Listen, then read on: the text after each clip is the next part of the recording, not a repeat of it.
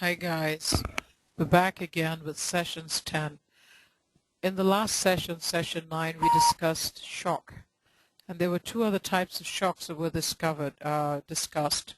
We discussed the hypovolemic shock and spinal shock. So I advise you, if you have not read them, just to take a look. There's one common thread that we are going to find in the shock patient, which is the blood supply and oxygenation is just not flowing nicely to the tissues, and this can be potentially very dangerous. So today we're going to talk about cardiogenic shock, which is actually what is called pump failure, the clinical picture that you would expect to find in pump failure, septic shock, and its causes, of course, and warm and cold phase sepsis, and care of the septic patient. So we're going to move on. First, we're going to talk about when you have a patient in cardiogenic shock, what you would expect to find. Cardiogenic shock is actually caused by conditions such as trauma, a myocardial infarction, cardiomyopathy, which is actually what is called a weakness of the heart muscle. The heart itself loses the ability to deliver oxygen around the body. Now let's take the case of Mrs. C, a 46-year-old female. She was admitted to the hospital with a diagnosis of chest pain. Shortly before 2 years ago, she suffered a myocardial infarction, which in essence is a heart attack, and she was coping fairly well at home. Well, she's back in the hospital because she's having chest pain. This morning, she suddenly woke up very anxious, short of breath, and she calls the nurse. If you look at number 1, she's calling for help. Why? Because she's having difficulty breathing. You would expect that to happen because the heart is not able to pump blood around the body. Her oxygen saturation is reading 88, which is actually lower than normal. Normal on room air should be 95 to 100. Her nurse comes along in number 2 and assesses her, and she is documenting what her findings. She notifies the doctor. Now, there is a cardiogenic shock case study which might be very helpful to you, and I advise you to go to dearnurses.com and read it, and everything is discussed in detail.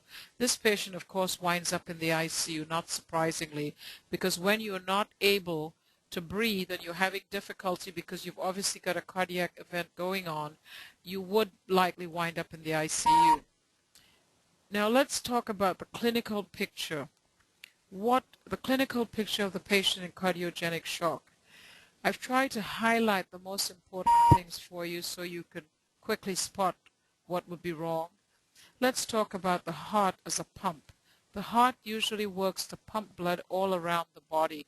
We know that the heart has 4 chambers, 2 upper and 2 lower. We have the right and left atrium, the right and left ventricle. The one we're going to focus on right now is the left ventricle, because the left ventricle is where the blood is pumped as it comes back from the lungs, from the left atrium. It gets pumped from the left ventricle all around the body, so that particular chamber has a lot of work to do. When it has lost its ability, probably because that patient has had a myocardial infarction or some other form of damage, that patient goes into what is called pump failure, and the consequences can be fatal, as can be seen here in number 2. This patient winds up in the ICU or the CCU, on oxygen, may wind up on a ventilator to assist with breathing because that patient may not be able to breathe on its own. And depending on the situation, that patient may be very hypotensive, which means very low blood pressure. And then take a look at the urinary output. If you don't have enough of a blood pressure to circulate blood to organs like the kidneys, then you're not going to have good urinary output. The skin is cool and clammy, which is due, of course, to poor tissue perfusion.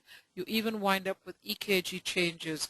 And if you want to know more about what would happen to the EKG to this kind of patient, I suggest you go to dearnurses.com and read what is called Where is That Myocardial Infarction? It's all part of the EKG series.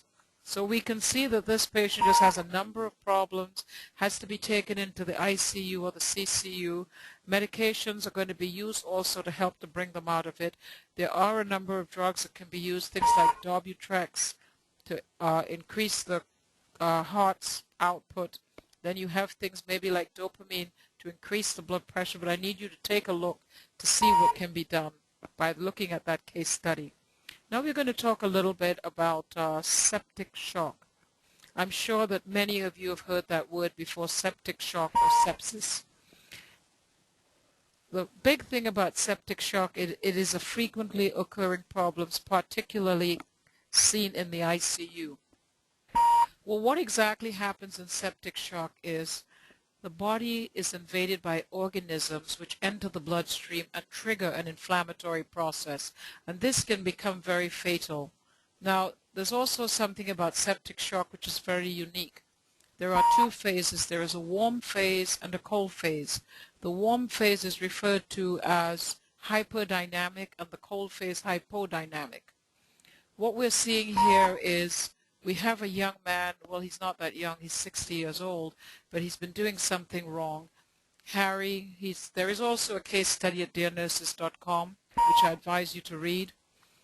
He's 64 years old, lives alone, he's not been taking care of himself or taking enough fluids, and he winds up feeling very feverish, calls his doctor, who advises him to come into the office to be treated, and he's one of the lucky ones, because he was diagnosed with E. coli in the urine, and subsequently it was treated and he began to improve with antibiotic therapy.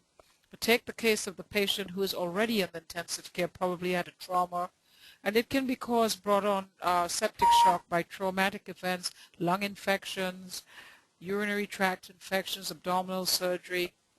Take the case of this patient in the ICU who had a trauma, and I've seen this happen quite a few times, who's been coasting along very nicely and suddenly spikes a fever, respirations become very rapid.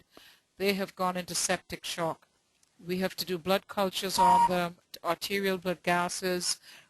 We just culture everything, wound cultures, whatever can be done to isolate the organisms. They'll need antibiotic therapy. And sometimes it's unfortunate, but this moves into the cold phase sepsis. Then it becomes very difficult when drugs like dopamine have got to be used to support the blood pressure. Urinary output is low. There are just all different kinds of events going on. So sepsis, if caught in time, can be treated and not become what is called a really catastrophic event, because once a patient becomes septic, it complicates healing, and that is so difficult for everyone. So again, I advise you to take a look at dearnurses.com and see the whole case study of sepsis, septic shock. Look forward to more clinical situations, and I hope you've learned something from this one. Have a good week.